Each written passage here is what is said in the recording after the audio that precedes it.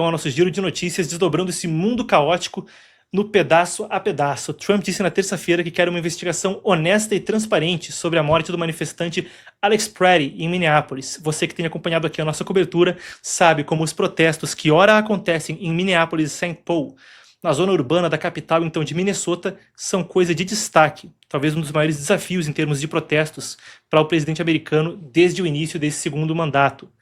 Trump disse que o episódio era um incidente infeliz. Acompanhe aqui a cobertura completa, tá? Quem não viu o corte, volta e assiste o Epoch News de segunda e terça-feira. Ontem a gente também teve outro novo desdobramento. O assessor Stephen Miller admitiu que agentes federais podem não ter seguido o protocolo ao balear Pretty.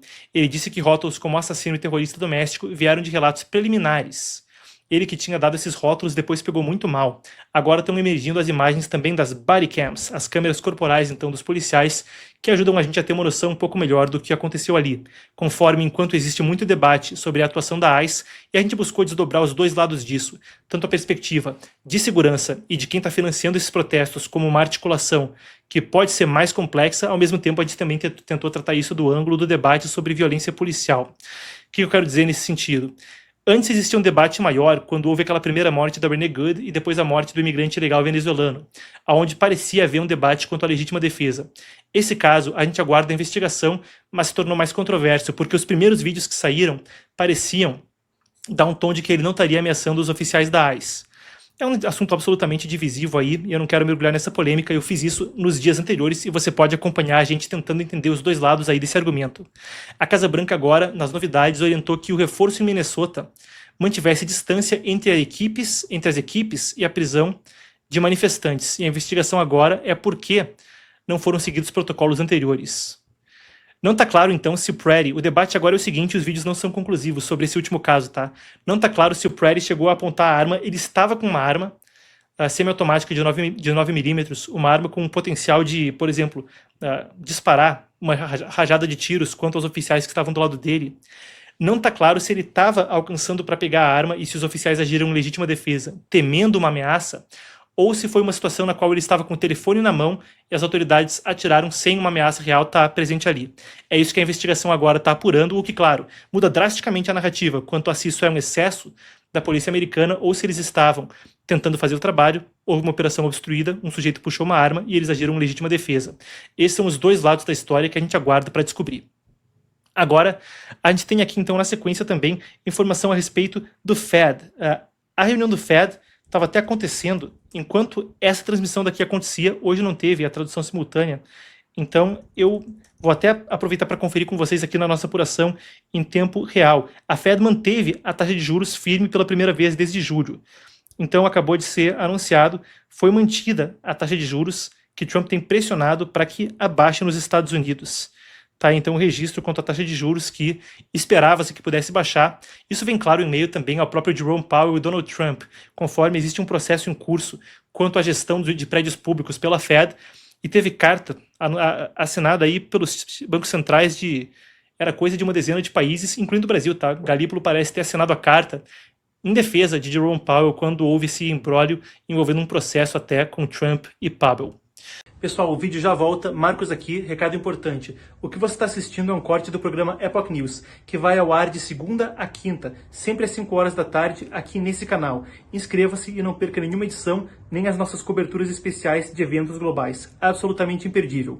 Mais uma coisa, hein? O link na descrição vai te colocar no newsletter O Panorama, o nosso newsletter gratuito de geopolítica, que vai sair da superficialidade e, assim como acontece aqui no canal, te colocar em contato com o mundo e a história. Epoch Times presente em 36 países, 23 idiomas, e você vem junto conosco nessa. Se inscreva.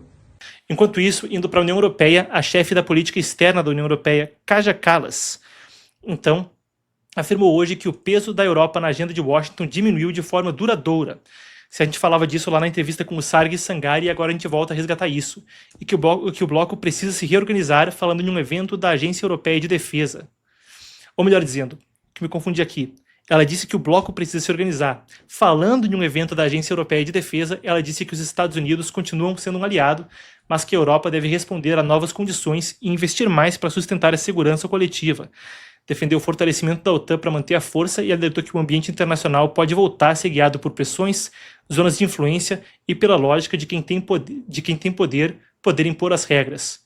Pode mudar, me parece, até uma avaliação atrasada, conforme o que a gente vê nesse ano normas internacionais corroídas e um ambiente mais e mais baseado no que tem sido as relações exteriores no último ano. Indo agora da notícia para análise, a partir do que ela falou. Mas a gente sempre fala sobre esse tripé de política externa, porque é também o que o próprio Marco Rubio, secretário de Estado americano, tem comentado. Pete Hegseth também fala disso consistentemente, o secretário da Guerra americano. Então, poderio econômico, poderio militar, diplomacia personalíssima, basicamente tem sido muito mais a regra do jogo, com uma ordem que mais e mais parece com o que era antes dessas organizações internacionais serem estabelecidas. Aí não vou entrar a fundo nisso novamente, já fui a fundo nisso em análises anteriores aqui no programa. Agora, o Japão, para quem quiser ver a análise até, tá, eu acho que eu lembro o nome, ou pelo menos a capa do corte, estava escrito ali, esse é o nosso hemisfério. Foi uma análise que eu fiz num dia em que Trump publicava isso na sequência da captura de Maduro. Quem rolar um pouco para trás aqui vai encontrar, acho que é coisa de 2 semanas atrás, onde eu fui a fundo nessa análise e fiz um comparativo entre o momento histórico atual e o momento das organizações que foram estabelecidas depois da Primeira e da Segunda Guerra Mundial.